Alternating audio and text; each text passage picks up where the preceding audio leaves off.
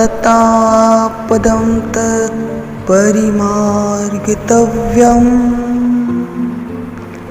यस्मिन् तानो निवर्तन्ति भूयात् तमेव चाद्यं पुरुषं प्रपद्ये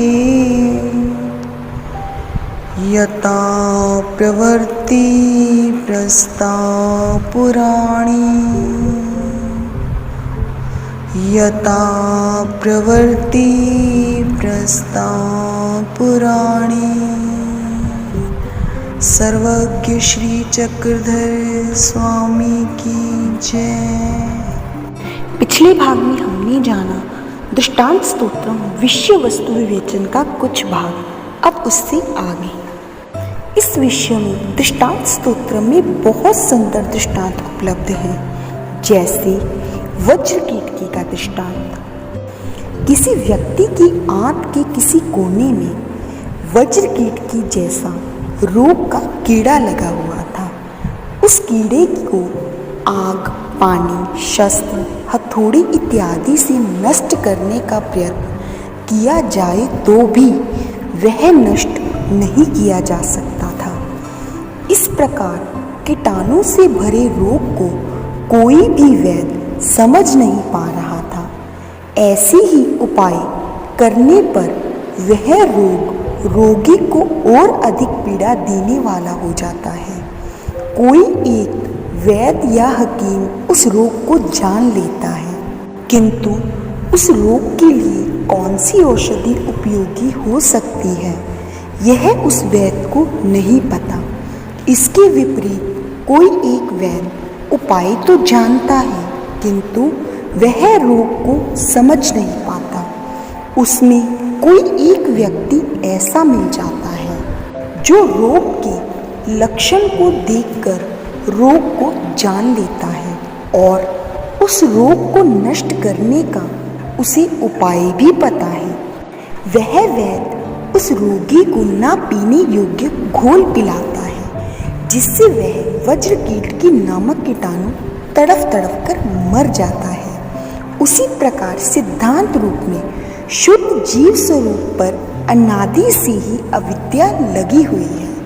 इस अविद्या को दूर करने के लिए यह जीव देवताओं की भक्ति रूप अनेक साधनों को अपनाता है। उन देवता साधनों से उस जीव को और अधिक दुखों को भोगना पड़ता है, परंतु परमेश्वर की अनन्य भक्ति करने पर परमेश्वर अपनी कृपा शक्ति से उस अविद्या से जीव को मुक्त कर देते हैं। अनादि अविद्या से ग्रसित यह नित्य जीव वस्तु पदार्थ रूप में एक है, परंतु वस्तु रूप में जीव असंख्य है। यह असंख्य जीव अनादि काल से माया के तम स्वरूप में विस्तृत अवस्था में पड़े हुए थे। अत्यधिक विशाल तम स्वरूप में असंख्य जीव इस प्रकार प्रतीत होते हैं जैसे समुद्र में छोटे छोटे जलचर जल की अधिक्य के कारण अल्प प्रतीत होते हैं। ऐसे अनंत ब्रह्मांड के अनंत जीव तम स्वरूप में थे। दृष्टांत स्तोत्र में जीव स्वरूप पर लगी हुई बुरी वस्तुओं का अर्थात दोषों का विशद विश्लेषण मिलता है। आरंभ से ही यह जीव मतित्रेय नामक दोष से ग्रसित है। इस मतित्रेय को अविद्या का आधार है। प्रत्येक वस्तु को आधार की आवश्यकता होती है। अविद्या के कारण यह मतित्रेय कार्य रूप में प्रकट होते हैं। यह मतित्रेय निम्नलिखित है। पहला, अधमति। मतित्रेय में प्रथम स्थान अधमति का है। अधमति का अर्थ होता है हीन बुद्धि। हीन बुद्धि के कारण जीव ने मलों की रचना की। आरंभ से ही जीव की बुद्धि हीन विचारों वाली है। जब भी विचार करेगा हीन ही। उत्तम विचार किंचित मात्रा में ही आते हैं। दूसरा, अधगति। मतित्रेय में द्वितीय स्थान अधगति का है। अधगति का अर्थ होता है हीन चाल। यह जीव अधगति के कारण हीन कार्यों को करने में प्रसन्न होता है। तीसरा, अधरति। मतित्रय में तृतीय स्थान आता है अधरति का।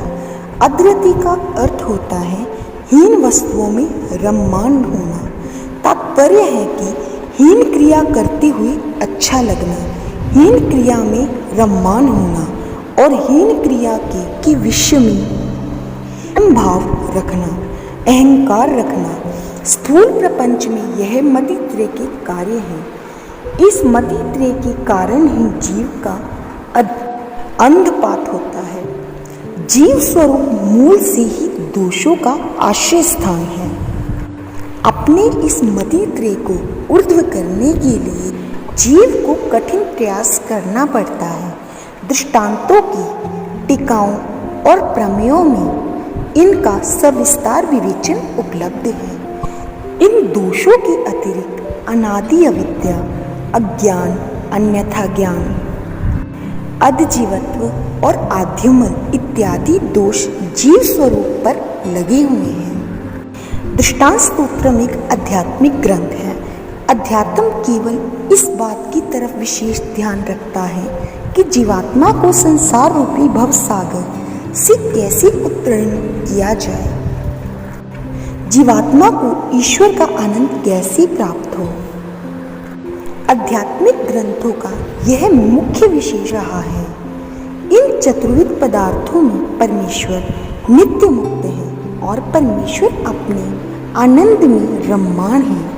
उन्हें कोई भी बंधन नहीं लगा हुआ है, तो मुक्त होने का प्रश्न ही निर्माण नहीं होता। इसलिए परमेश्वर को नित्य मुक्त कहा गया है। इसके विपरीत देवता पदार्थ नित्य बद्ध है, अर्थात देवता पदार्थ कभी भी ईश्वर के आनंद के लिए पात्र नहीं हो सकता है। देवताओं के पास 5 प्रकार होते हैं, अर्थात ज्ञान, सुख, सामर्थ्य, ऐश्वर्य और प्रकाश। देवताएं अपने त्रिगुण आनंद में रममाण रहते हैं। इसके पश्चात प्रपंच एक स्वतंत्र पदार्थ है। प्रपंच यह जड़ है। जड़ प्रपंच के विषय में आनंद की बात करना ही व्यर्थ है। अब रहा जीव पदार्थ। यह जीव बद्ध मुक्त है, अर्थात यह जीव अविद्यादि बंधनों में फंसा हुआ है, किंतु यह जीव इन बंधनों से मुक्त हो सकता है। इस जीव को अपना आनंद देने के लिए ईश्वर ने इस सृष्टि की रचना की। अव्यक्त जीव देवता और प्रपंच को व्यक्त स्थिति में लाकर स्वयं निराकार से साकार हुए।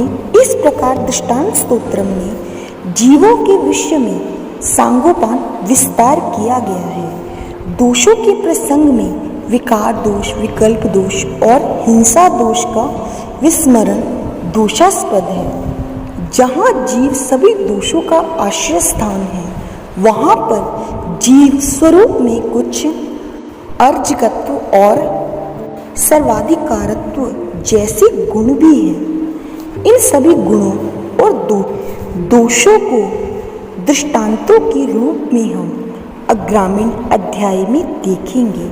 आज के लिए केवल इतना ही। मैं पुनः आपकी सेवा में उपस्थित होंगी अगले भाग में। तब तक के लिए सादर दंडवत प्रणाम। जय श्री कृष्ण। क्रिया की